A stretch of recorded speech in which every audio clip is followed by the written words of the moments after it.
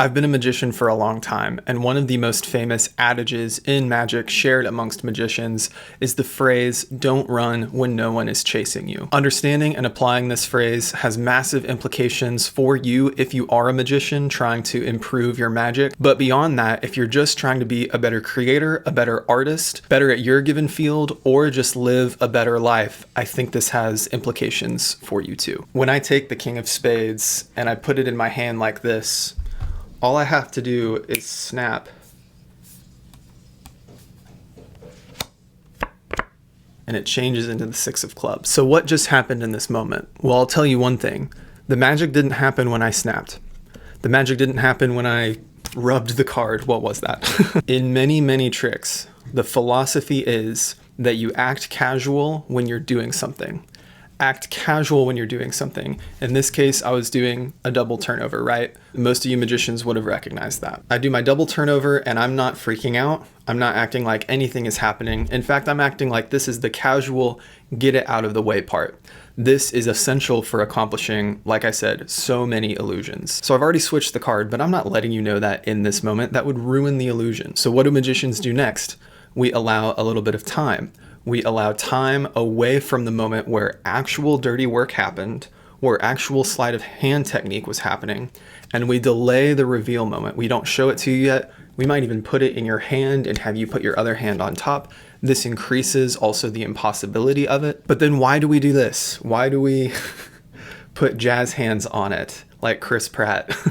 Why do we snap our fingers? Why do we do these magical gestures or use magic words? Is it for effect and performance? Sure, of course. But it also communicates something to the psychology of the audience, whether you say it or not, which is, this is when the thing is happening. This is when the magic moment is happening. I want you to focus. I want you to catch the thing that's occurring, even though all the work is done.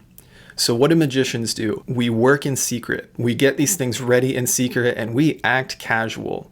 That's the only thing that I would say as that would be called acting that I'm actually good at. For whatever reason, whether it was drama class in high school or being in high school plays, trying all those things out, I found out pretty quickly it is really hard for me to act. It's hard to be a character actor. And I think the reason is people know I'm acting. And so it was really hard to get into that place of feeling authentic. I would try to smile on stage and my lip would quiver, right? But for some reason, the acting required for magic has always been a lot easier for me. And of course, it took practice, but no one knows the moment you're acting or not acting as a magician. And feeling that freedom to be acting and no one know that I'm acting has allowed me to settle into that and be organic. But that's what a magician does. We do our work in secret and then we reveal it when it's ready. And by the time you're seeing it, it's probably long been ready. We've talked about the one ahead principle on another video on this channel, and you can dive deeper into that if you'd like on that video. But for this communicates something profound. Now, are there counterexamples? Yes. Some very technical sleight of hand can happen right in front of people, right? But for much of magic where you're trying to be one ahead, even other types of effects, like think of the crazy man's handcuff effect. By the time the audience is watching the bands unlink, you have long unlinked them and you're purposefully creating that time misdirection. So the implications for magicians. So I have implications for magicians, implications for creators, artists, or whatever your technical field might be. And I have implications for living life. I've done a few videos like this on the channel so far, so you can probably understand that this is where we head with each of these discussions. There's a beautiful, almost allegorical nature to a lot of these principles in magic. So fellow magicians, we need to think about this principle when it comes to getting better at being actors. And we're not doing it to be fake weirdos. We're doing it for the entertainment of the illusion. So if you're dealing with the shakes, I empathize with you. Like I said, I couldn't smile on stage, but I also still deal with shakes even sometimes to this day. The thing I've encountered with getting nervous doing a magic moment is kind of a brutal reality, and it's a self-roast as well as an encouragement to you too, is that if you're still encountering those shakes, you just have to keep doing it. Which means that sometimes there's no way to avoid those initial shakes. But when novelty becomes familiarity, that is when you will start to shake less, and that is when you will start to be more natural. So any new trick you have learned, trick you're trying to create and test, anything, any magic you're performing as a professional, all the way to where I kind of sit on the hobbyist level. I just want to perform to friends and family and strangers here and there. Consider those first few performances test performances. You might say, no, I don't want it to be a test performance. I want it to be great. I want the first time I try a trick to be great. That's fine. That means you're practicing then. So that's the other thing for magicians, is that you need to practice well. We need to practice our illusions, not just what we do technically with our hands, but the whole choreography, what you say and what you do. Even if you like to feel a little more unscripted, you're not just thinking in terms of just the literal words and what do they mean and am I going to use a metaphor here. You don't need to overthink that part. You need to think about the illusion. You need to think about the impact of the illusion, the justification, and your attention windows. That's what misdirection really is. And I'm not the first to say this. Misdirection is maybe not the right word for misdirection. Misdirection is controlled focus. So an ambitious card, when I say, oh, this isn't your card, just keep thinking of your card.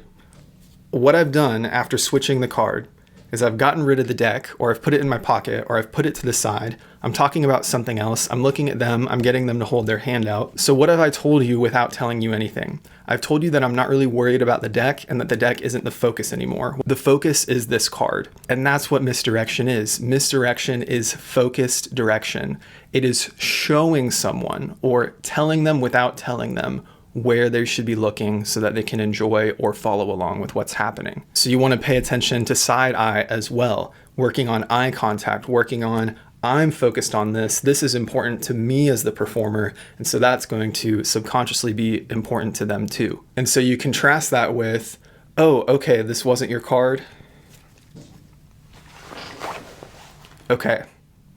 Someone's running while no one is chasing him there. So now what didn't matter before seems to matter to the performer. And so it's going to matter to the audience, even though you don't want them to be paying attention to that. So that's what misdirection is. It's not look over there. It's showing someone that they should be looking over here while you do the dirty work somewhere else. So dealing with the shakes, you just got to perform that trick over and over again and get more used to the windows and the moments, and you'll start shaking less. You'll also just be more used to the social aspect of performing, but also practicing. You're practicing those windows and you're looking for those moments that you can get away with the dirty work and how you are acting during it, where your eyes are and what you're saying. So let's take it a step wider. Fellow creators, fellow artists, or whatever craft or field you're in, I think this applies to you when it comes to the creative energy of your work, which is this philosophy of as much as you can, as much as you have in your control to do so,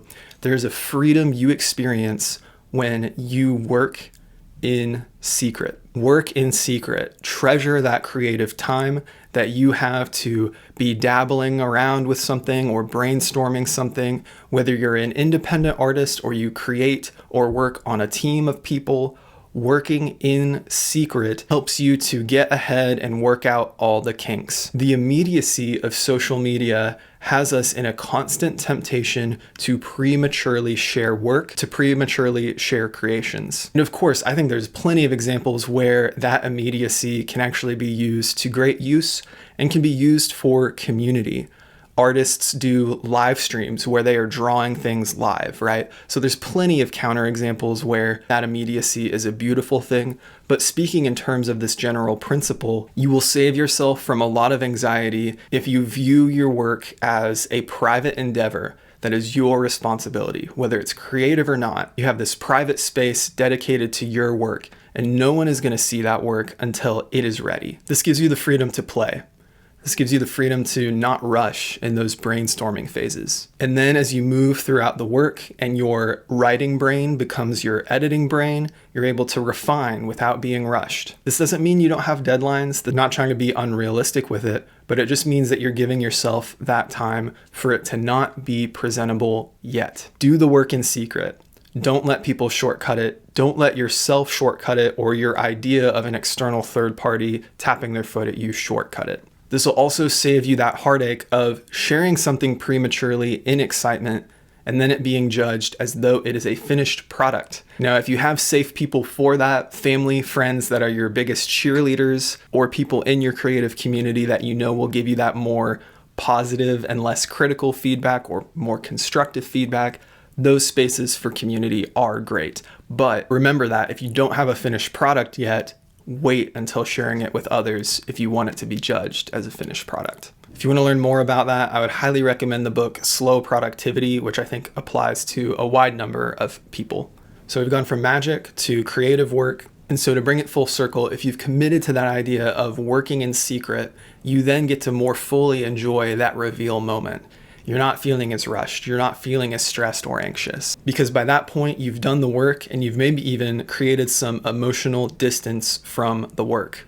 I have some experience self-publishing fiction books. One of my other creative passions has been writing, and learning in that space. There's a lot of writing greats who always recommend that, which is to get distance from a novel manuscript, for example, when you're done. It's hard to view those creative darlings as just products, but at the end of the day, you have to almost take that ruthlessness so that when you do start putting it out to the masses or you start editing it, all those different things, you'll have a little bit more of emotional distance to remember that your work is not you. And so that way, by the time you're showing it off to other people and you're sharing it, they're getting to comment and reflect on it, and you can use that feedback for greater work in the future.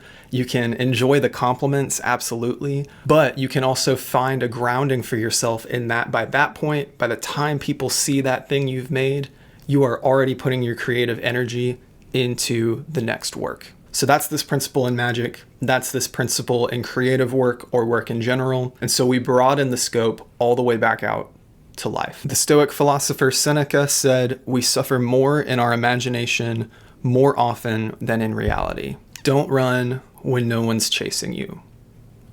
Don't run in here when nothing is chasing you out here. Mental health and anxiety are a huge struggle for many people these days, and I myself am on my own journey with that. When I think of someone who suffers more in his imagination than in reality, it hits hard when I think of all of the anxiety I could have avoided if I had chosen to indulge in fewer mental worst case scenarios and what ifs. Or to put it better, actually, to allow those what ifs to swim through my mind and not give them the mental pedestal that I so often do. I am diagnosed with OCD, and I would say now I've had it for most of my life. But whether you've been diagnosed with anything mental health related or not, this is true for the human condition. It's true for the human condition that we are so tempted to run when nothing is chasing us. So when I give you this advice, I'm not trying to discredit mental health diagnoses, simply trying to share practical steps that have helped me and that I think can help others. Are you choosing to suffer more in imagination than in reality? Or to put it differently, have you just counted out your own mental autonomy from being able to train yourself to not run when no one's chasing you? With OCD, my brain tells me that I must have certainty about any given worry or scenario. And so then I engage in compulsions, sometimes internal, sometimes external, in order to get quick hits of anxiety reduction. And then that creates a cycle where the compulsions I need to engage in get more extreme and larger because the effect of the anxiety reduction starts to wear off and it needs higher doses, so to speak, of anxiety reduction. So I relate with this quote very deeply. It's been an experience for much of my life to mentally run when nothing is chasing me. And so part of specialized therapy is to actually teach myself to treat my OCD like a bully and shrug my shoulders at it and say, maybe not. Maybe that could happen, but maybe not. I don't know. We'll see. From a Stoic quote all the way to a modern comedian's quote, Bill Burr has said, "Just live like it's going to be fine. And then if it's not fine, you'll just deal with it then. Wouldn't it be better to just live like it's going to be fine?" And so part of my self-development has been working on just living like it's going to be fine. Or to put it even better, living even though it may not be fine. If it turns out not fine, we'll handle it then. Much of my life, I have struggled to convince myself that everything is going to turn out okay. This has placed all of the power that I perceive, all the cards that could be in anyone's hand, all externally.